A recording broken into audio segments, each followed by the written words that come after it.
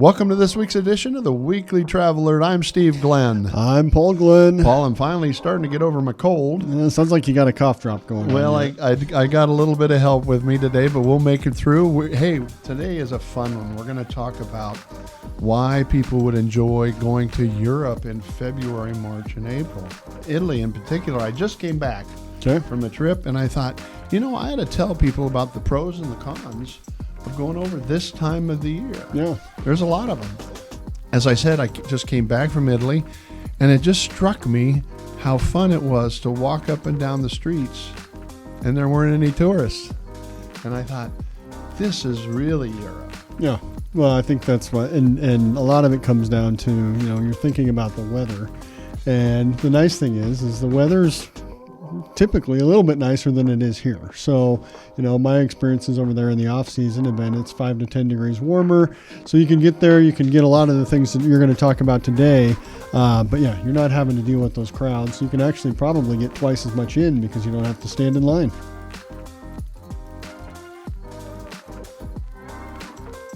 Number one, your money goes a lot farther right now, Paul, than it did just 6 months ago. 6 months ago, the euro to the dollar, it took $1.12 to buy 1 euro. Mm-hmm. Today, it takes $1.03. Mm-hmm. So that means you're almost getting about 10% more value with your dollar. The dollar strengthened. And I put that in perspective. If you took a 200 euro hotel per night and paid with dollars, 6 months ago at $1.12, that would have cost you $224. Mm-hmm.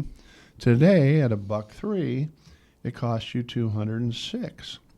So you're basically saving a nice chunk of change, $18 9%, yeah. Yeah, a night on that hotel room. And that doesn't include meals and doesn't include all that other stuff.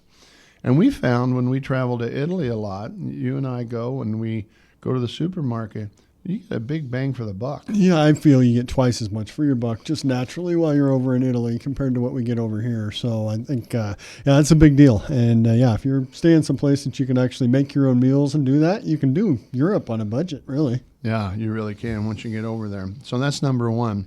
Number two, amazingly low airfares this spring to Europe. I just looked it up today. I could find $600 round trip Omaha to Rome. Wow. And I checked in that for February, March, and April. And then in mid-May and June, they start going up. Mm-hmm. Boom. Mm-hmm. They go up. They're like $1,500. It goes $1,500 to $1,800 from there. So, you get twice as much, or you get it all for about a third of the price is what you do here in another 4 months. And once again, it's such a great value that people are catching on. I've noticed that even July and August now are not as busy with airfares, and prices dip down now in July and August because people are catching on, going those shoulder seasons, not just July and August. So very interesting. Number three, business class airfares to Europe have been high this winter, but look to moderate this spring. Paul, I looked on a lot of the airlines' websites, and I saw that in March, the first week of March, United's adding that Chicago to Rome flight. Mm-hmm. That's the one you and I love to grab and go on. So it looks like in March they're adding a lot of service. And the majority of that will start in May to Europe. So right now, I think you and I looked and business class prices were high. $5,000 to $8,000. Yeah, but I think they'll moderate. I don't think you're going to get steals this year on business class. No $2,800 business class tickets coming up this summer. No, I'm actually budgeting about $6,000. Do you think I'm in the budget? That'd probably be what I would lay out if I was planning on doing a couple trips this year. Yeah. Okay. So once again, if you're going to go in coach class, you're going to find some steals this spring. Business class, probably not so. Well, and I think it comes down to supply and demand. Obviously, you mentioned that they are plugging in flights over the summertime when they know that the demand's going to be high.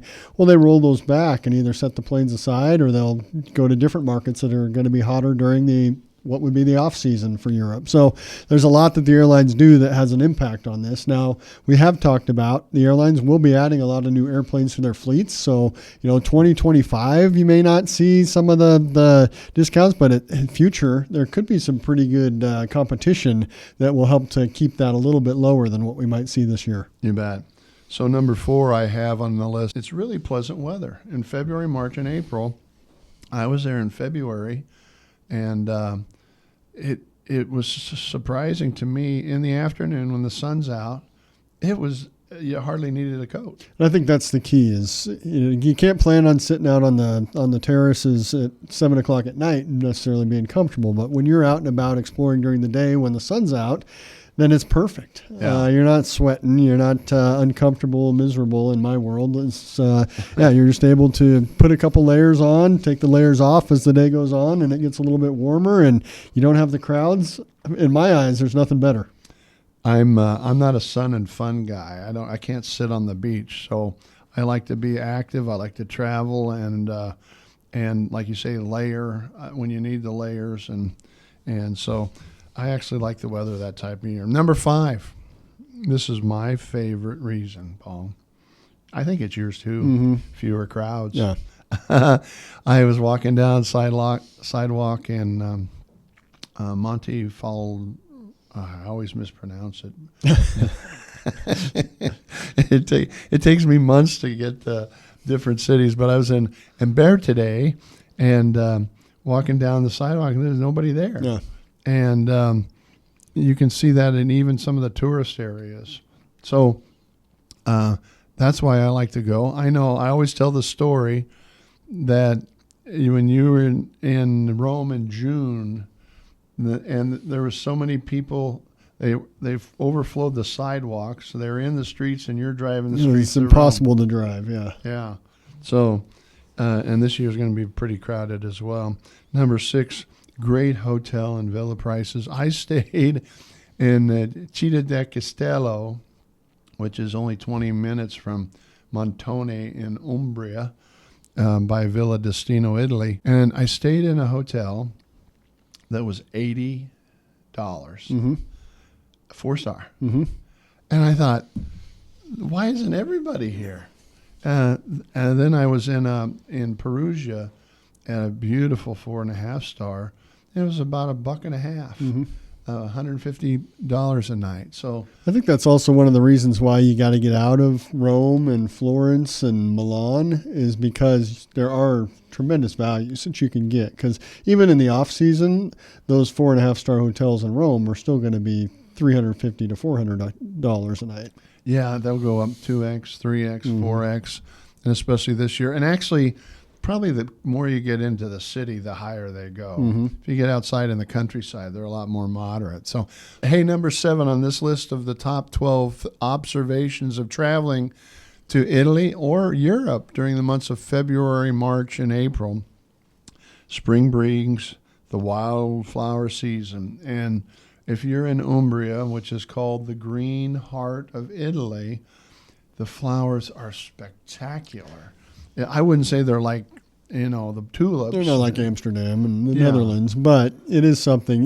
That is one of the things we don't talk about as far as a negative of going during the off season is you do miss out on some of the natural beauty that comes from Sure. the trees being leaved and the flowers and things like that. But, as you get later into the shoulder season, you do get that, especially in some of these areas that are going to be a little greener, have a little more rain in the springtime. So that is something to think about when you're planning. You're going to have fewer crowds when none of that's going on, but you can still tap into that shoulder season, get some good value in that April timeframe. I was surprised. I was in February, and all the grass was green. It's green? And the fields, the wheat had come up, and it was 4 to 6 inches tall. So the Umbria is called the green heart of Italy, and it truly is green right now in February. So with that, the number 8, I think you'll enjoy, Paul, as I wrote down hiking, biking, and exploring the outdoors.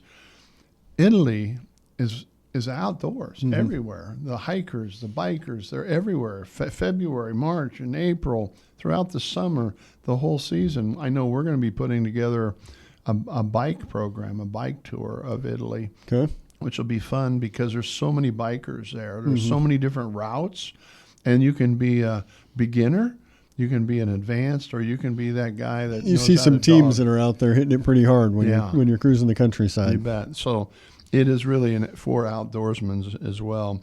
And, of course, fishing, boating, all that thing that goes in with Italy. The number 9 I had on this week's edition of the Weekly Traveler of the top observations of traveling to Italy or Europe in the months of February, March, and April reads, sample the fresh seasonal Italian cuisine. It's amazing. Most people don't think, they think of pasta, they think of pizza, but they don't think of beef. Yeah. They don't think of a lot of this roasted pork. There's a lot of pork, that they love to do. I was walking in Perugia, and on this corner was a roasted pork stand that had been there 100 years, over 100 years. And this, I'm sure it's not the same dude, but they're carving roasted pork with the crunchy outside, and I'm thinking, this is what I call eating. You would like I it. might even like that, I might like that. You wouldn't want the fish stuff. I'm always surprised that there's less pasta than what you would think. Is my Or opinion. pizza, You don't find that. What would be a go-to for me? The chicken with the red sauce over it. Parmesan, chicken Parmigiana. Yeah, so you don't see that. Never seen that over in Italy. So a lot of the things that we're used to and we think of as being Italian over here, it's nowhere on the menu over there. And our prompter in the background you heard was Ryan Swihart. We call him #Snerdly. Thanks for the cue up, Ryan. Anytime. All right. So I also put 3 real quick limitations of traveling to Italy or Europe during February, March, and April. And they read number 10, limited hours at some attractions. There aren't as many tourists, so guess what? Some days they shut down, some days they have a shorter schedule. So you got to plan or you're going to get left out. Don't assume that museum's going to be open till 5 or 6 p.m. Number 11 reads, hotels and restaurants close in the off-season. So I know I found several months back a really cool hotel in Cortona. Guess what? They close in November and open in April. Now, that's in the countryside. Now, if you're in Rome or Florence, you're probably not going to see as many closed hotels. I know when we did Portugal a handful of years back, that's what we saw. We went in January, and it was about 50% of the businesses were closed, especially when it came to restaurants. And restaurants, in particular, because if there isn't enough people there, we have a good friend in Montone, and Mike is his name, Andriani, and they keep their restaurant open all year round. They say if you close it, they can't count on you. And people have to count on you. But I think some of it comes down to, just the business model. Your staff has to be paid too. So especially when you're not in some of the bigger cities, you got to make sure that you're taking care of your team members. Well, number 12, we're to the top of the list. Number 12 on the 12 observations when I was traveling to Italy in early February. It's too cold to swim in February, but it doesn't affect me. My 9-year-old would argue that, because I think when we were there last March, she got in the pool and it was 40 degrees outside. It wasn't a heated pool, so she was in there for 30 minutes. She came out blue as could be, but she took full advantage of having a swimming pool. Just keep in mind, ladies and gentlemen, that a lot of pools aren't heated, and even if a hotel has a pool, sometimes you don't want to use it because it's going to be pretty cold. It's just fun to think about traveling to Europe and going when the crowds aren't there, taking advantage of great prices so you can see the real Italy. I like going to towns where nobody even speaks English. And I'm pointing all over the place, having fun. We're having fun here. Thank you for joining us. I'm Steve Glenn. I'm Paul Glenn. Please like, subscribe, share, and add any comments or feedback on topics that might be of interest for future episodes. Thank you for joining us, and we'll see you next week.